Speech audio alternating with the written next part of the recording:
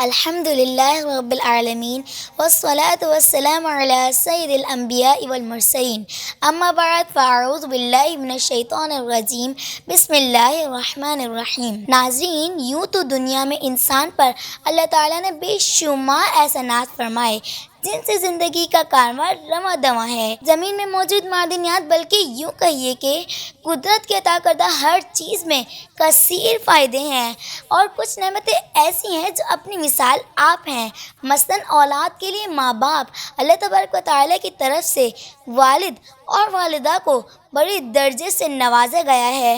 سبحان اللہ، جہاں ماں کے پیروں کے نیچے جنت ہے تو وہاں باپ کا مقام ہمارے پیارے اور آخری نبی صلی اللہ علیہ وسلم نے یوں بیان فرمایا: طاعت اللہ طاعت الوالدی ومعصیت اللہ معصیت الوالدی۔ اللہ تبارک و تعالیٰ کی فرما برداری والد کے اطاعت میں ہے، اور والد کی نافرمانی اللہ تبارک و تعالیٰ کی نافرمانی ہے۔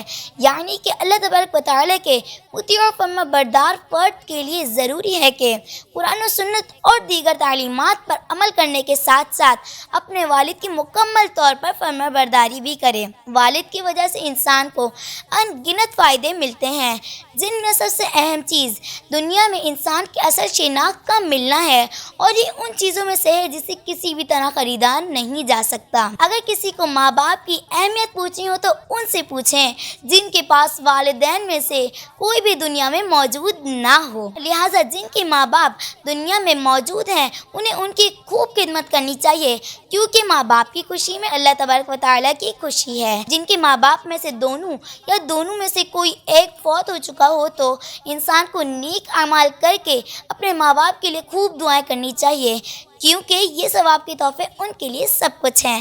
اللہ تعالیٰ سے دعا ہے کہ ہمیں اپنے ماں باپ کی خوب خدمت کر کے ان کے لیے صدقہ جاریہ بننے کی توفیق عطا فرمائے۔ آمین بجاہ النبی الامین صلی اللہ علیہ وسلم۔ وآخر دعوانا ان الحمد للہ رب العالمین۔